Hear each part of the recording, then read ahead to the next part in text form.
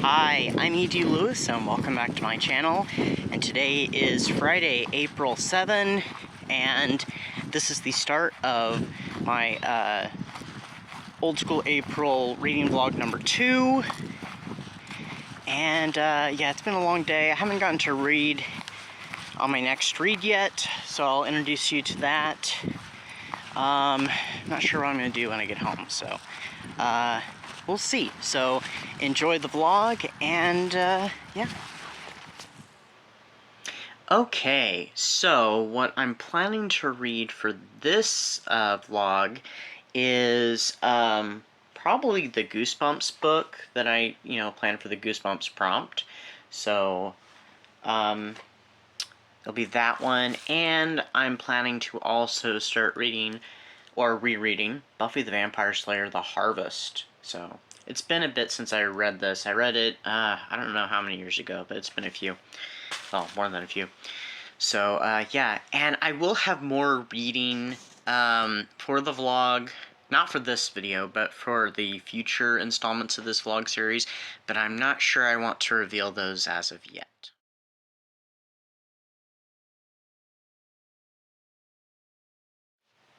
Okay, here we go, getting ready to start Buffy the Vampire Slayer: The Harvest. It is Saturday, April 8th, and I did not get up early enough for some cartoons, so maybe I'll catch them tomorrow. Maybe I'll watch some cartoons tomorrow is what I mean by catch. Or maybe I'll watch some later today, I don't know. But it's just about time for the reading sprint on Slime and Slashers with Kelsey, so I'm going to tune into that and read some more of Buffy! Who the hell are you? Darla growled. Well, you mean there's actually somebody around here who doesn't know already?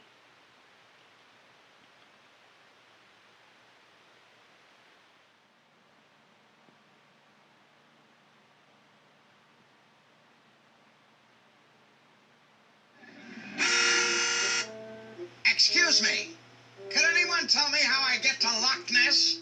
I finished Buffy the Vampire Slayer: The Harvest, which here's a closer view of the cover. So, I think this was published the year that the episode came out, which was in 1997.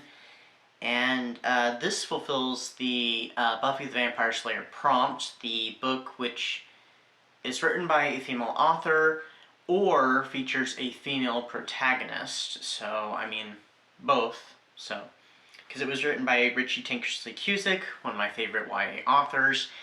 And, I mean, it follows the first 2 episodes of Buffy, Welcome to the Hellmouth and the Harvest, pretty well. I mean, it's based off the script for both episodes, which work as a 2-parter. There was a little bit more dialogue, some changes in dialogue. The scenes are pretty much, like the scenes that are in the episodes.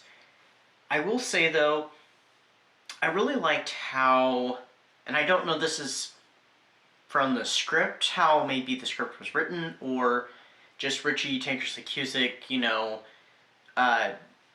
a little bit of freedom here, but I liked how when Buffy is sleeping at the beginning of the episode and she's having the nightmares, the dreams about, what's to come, I liked how it was handled. It was handled a little bit differently, and also the Master is given a name. We never learn what his name was before he was a vampire, and I do remember that from the first time I read this, but I couldn't remember what the name was, and I cannot remember it right now for sure. I think I can remember the first name, maybe? But anyway. And, yeah. So, I mean, it's, it's a great adaptation, and it's well written, too. So, I mean, not all novelizations are, but anyway, that's my Buffy book. I think I'm giving it 4 stars, I think. Yeah, so, anyway. Okay, it's time to fulfill another prompt and some yumminess, and it's Oreo time, my favorite manufacturer's cookie, and also quite a nostalgic snack. I can't talk for me. Okay, so I thought I'd do a quick little book haul. I haven't started the Goosebumps book. I'm planning on starting that tomorrow. Um, but here's some books that I got recently, and they're pretty much mostly old school or old schoolish for the most part. So these books are from my local book hunt, the library book sale, and just some like used bookstores, flea markets. You know, it's a mixture of stuff from like the past several weeks. So, and I just haven't shared them yet. So here is some of the books that I've gotten. So you know how much I'm a Marilyn Ross fan. Well, when I was at the library some weeks back, I stumbled upon this when I was just looking through the books, and it said Marilyn Ross on the side, on the spine, and I had to do a double take. I had to look it up on my phone on Goodreads, and yes, it's Marilyn Ross, as in, you know, the one who wrote the Dark Shadows books and several other gothic romances from the 60s and 70s, and a little from the 80s.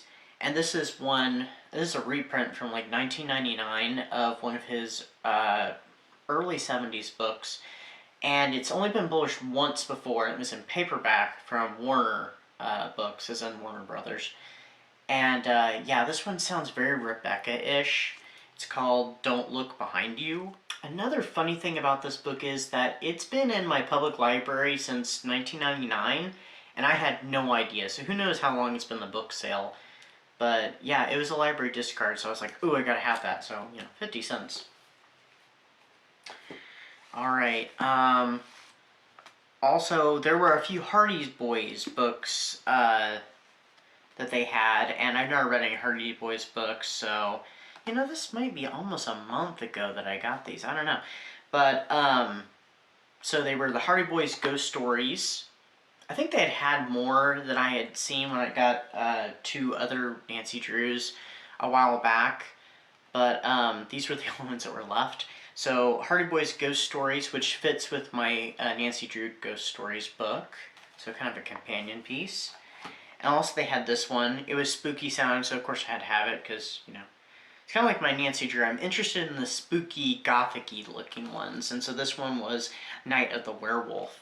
So I think it's from the 80s. Both these are, so they're not, you know, the old ones. Then that same time that I had found the Marilyn Ross book, I stumbled upon a Victoria Holt book called The Captive. And I guess this one is one of her more bodice ripper gothic romances, so I was like, ooh, kind of spicy. I had to look it up on Goodreads. Oh, these came from my local book hunt. A couple more Christopher Pike books. So we have Spellbound. No idea what that one's about. It's a little hard to see, I think, on the screen. And Whisper of Death. I think I've heard this one's really good. So, no idea what they're about.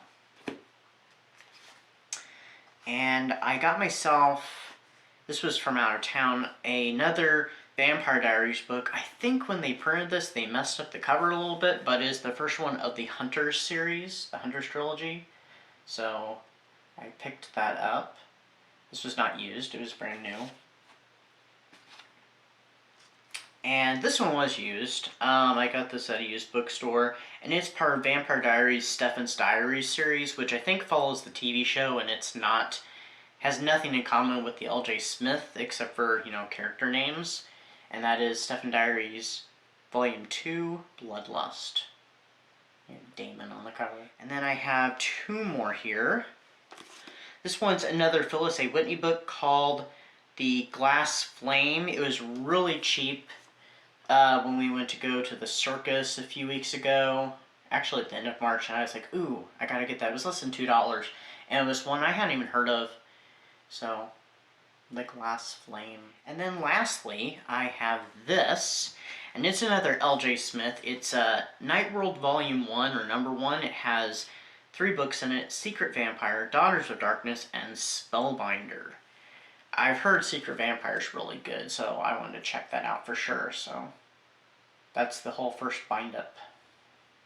And I guess the series is not completed, but I'm hoping to dig into Secret Vampire maybe sometime this year. Who knows? But I have hopes. There's so many things I'd like to read this year, but, you know, you never know.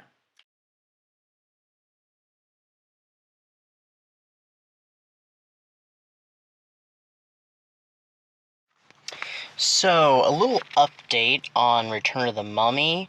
I didn't know this was a sequel. Apparently, there's an earlier Mummy book.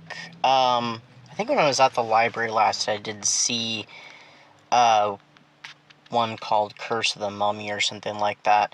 So it must be a sequel to that. So this one follows a boy named Gabe, and he's going to spend the summer with his Uncle Ben and his cousin Sari in Egypt, and his uncle has discovered this tomb in this pyramid, and he's expecting it to be like, like the discovery that makes him famous. And really that's as far as I've gotten, so I don't have much of an update on it. Okay, please ignore my shower hair, but, so after I did that little update, which I have read more of the book, and, they've opened the tomb after, our main character, Gabe, ended up falling into a trap with some creepy crawlies. That's all I'm gonna say about that. It was kind of a rough, rough little experience for the main character. They've opened the tomb, and there's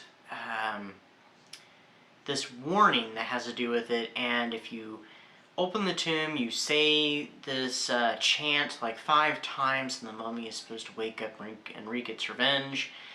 They found the tomb intact, but Gabe is tempted to play a little joke on his cousin. They have a bit of a rivalry, and yeah, so he's getting ready to say the phrase 5 times, and that's where I've left off. So I went to the library shortly after that little update, and I took back that one Goosebumps book, the Phantom of the Auditorium, and I found these. I found these manga based off of Ringu, or The Ring, which, I watched a few days ago, and it looks like I might have some more reading, so I don't know, I may have a problem here. So anyway, I'm about to go to bed, so I will check back in, and who knows, I might be reading these next, I don't know. So plans may be changing just a wee bit, but this will definitely fit the this could fit the mood prompt, or it could technically fit, I guess, the book that contains retro technology, like videotapes. So, we'll see. Alright, so last night, when I got to read, I did get to finish the last little bit of Return of the Mummy, and, yeah, so... It got a little twisty at the end, just a little bit, and, I mean, I probably should have seen that twist coming, but, Anyway, it was a fun book. It had, tension in it, and it had suspense. I really liked that, so, I mean, this was probably, I don't know, it might tie with, my first Goosebumps book, Stay Out of the Basement, so, or it might be maybe just above or just below it, I'm not sure, but I really enjoyed this one, definitely recommend it. So that was my Goosebumps read for prompt number 1. Since, I'm doing the prompts out of order, and I did start The Ring, Volume 1, and it's based off the book by Koji Suzuki and the motion picture Ringu, and yeah, so far it's following how the movie goes. And, I mean, it's got some, little bits chopped out to, cropped out a little bit to make it a little more,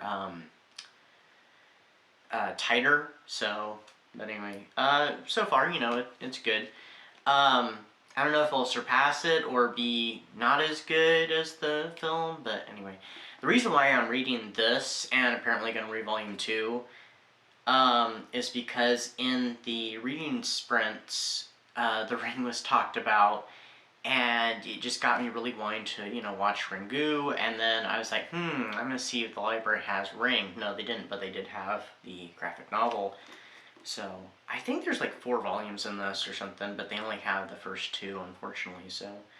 If I end up liking them, I'm kind of sunk unless I go out and buy them, you know, so. But who knows, but anyway. So I'm going to edit this video, hopefully make, you know, make it make some sort of, you know, cohesive sense, I don't know, but anyway, I will see you guys again for Friday as I start the, well, tomorrow, start the next vlog, and we'll see what I've got cooked up and, you know, what I'm going to read next. So anyway, until then, see you next time.